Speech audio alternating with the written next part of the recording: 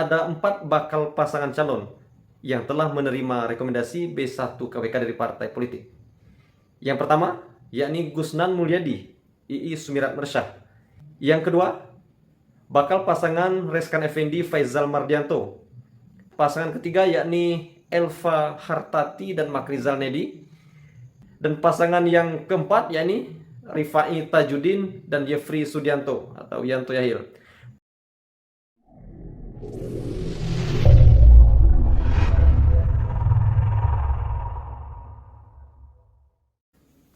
Assalamualaikum warahmatullahi wabarakatuh. Pemirsa, mendekati masa pendaftaran kandidat calon bupati dan calon wakil bupati Kabupaten Bung Selatan yang akan dibuka pada tanggal 27 sampai 29 Agustus mendatang. Beberapa nama kandidat bakal calon bupati dan wakil bupati Kabupaten Bung Selatan telah menerima rekomendasi persyaratan pencalonan atau rekom B1 KWK dari partai politik. Nah, sebagaimana yang kita pernah sampaikan sebelumnya, bahwasanya ada 4 bakal pasangan calon yang telah menerima rekomendasi B1 KWK dari partai politik. Yang pertama, yakni Gusnan Mulyadi, II Sumirat Mersyah, yang telah menerima rekomendasi B1 KWK dari Partai Nasdem dan juga Partai Keadilan Sejahtera. Ini kami di Nasdem Tower bersama Kakak Juli yang mendampingi dari partai, saya sendiri dan Adinda II dan Dang mendampingi II dalam rangka mengambil B1 KWK dari Partai Nasdem yang menyatakan mengusung kami dan II untuk maju di Pilkada Bengkulu Selatan. Yang kedua, bakal pasangan Reskan Effendi Faizal Mardianto yang telah menerima rekomendasi B1 KWK dari Partai Hanura. Informasi yang kami dapat bahwasanya pada hari ini pasangan Reskan Effendi dan Faizal Mardianto dijadwalkan akan menerima B1 KWK juga dari Partai Demokrat. Sebagaimana informasi yang kami dapat yang tersebar melalui WA. Selanjutnya, pasangan ketiga yakni Elva Hartati dan Makrizal Nedi. Nama ini telah mendapatkan rekomendasi B1 KWK kemarin, telah menerima B1 KWK dari Partai PDI Perjuangan. Sebelumnya, Elva Hartati, Makrizal Nedi juga sudah menerima rekomendasi B1 KWK dari Partai Perindo. Dan pasangan yang keempat yakni Rifai Tajudin dan Yefri Sudianto atau Yanto Yahil. Pasangan Rifai Tajudin dan Yefri Sudianto ini kemarin baru saja menerima form dukungan pencalonan atau B1 KWK dari Partai Amanat Nasional.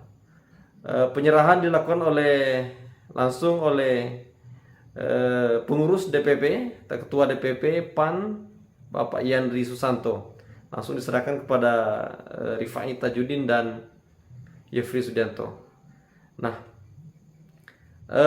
sehingga total saat ini ya, per hari ini itu sudah ada 6 partai politik yang sudah menyerahkan form B1 KWK untuk persyaratan pencalonan. Artinya ada beberapa partai lagi yang belum menyerahkan secara resmi, yakni Partai P3, Partai Gerindra, Partai Demokrat dan juga Partai Golkar.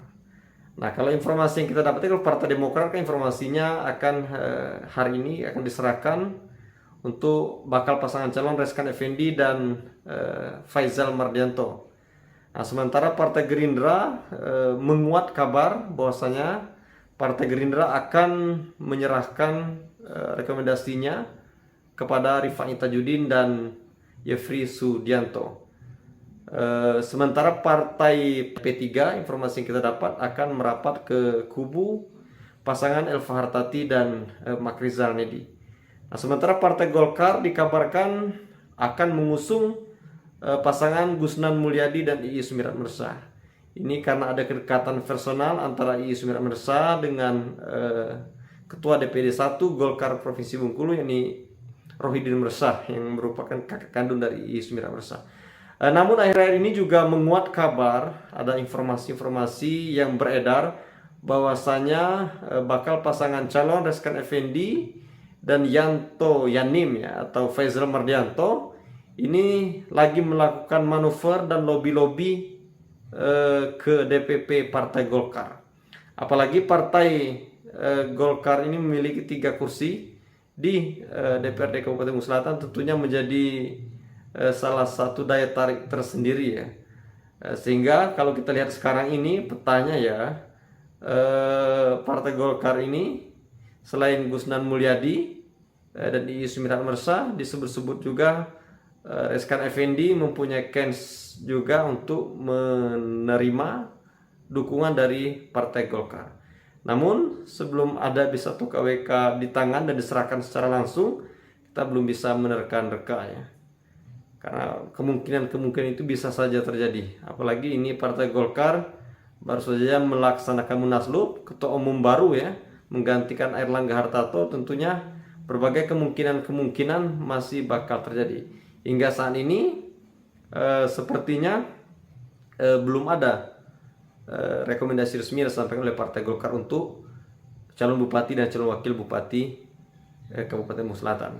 Nah, jadi saat ini kalau kita lihat memang ada peluang ya, ada peluang kemungkinan besar ada 4 bakal pasangan calon yang akan bertarung maju di Pilkada Kabupaten Bengkulu Selatan. Namun sebenarnya kalau kita lihat ini kemungkinan lebih dari 4 juga ada. Karena berdasarkan putusan MK terbaru ini ya, berdasarkan putusan MK terbaru bahwasanya persyaratan pencalonan itu lebih dipermudah lagi. Jika sebelumnya syarat minimal itu 20% kursi di DPR atau 25% suara sah, sekarang untuk mengajukan syarat bakal pasangan calon Bupati Bengkulu Selatan cukup dengan 10% dari suara yang ada di kabupaten ini, atau ada suara DPT atau suara sah, kira-kira seperti itu bahasanya. Artinya lebih mudah lagi. Artinya kemungkinan untuk bertambah calon bisa saja terjadi. Namun kalau kita lihat saat ini sepertinya Pilkada Kabupaten Bengkulu Selatan seperti yang kita bahas sebelumnya hampir mengerucut minimal 4 bakal pasangan calon. Bisa-bisa saja lebih malah ya. Dengan partai politik pengusung itu tadi. Demikianlah yang bisa kita update untuk informasi seputar pilkada pada kesempatan kali ini. Assalamualaikum warahmatullahi wabarakatuh. Sampai jumpa di lain kesempatan.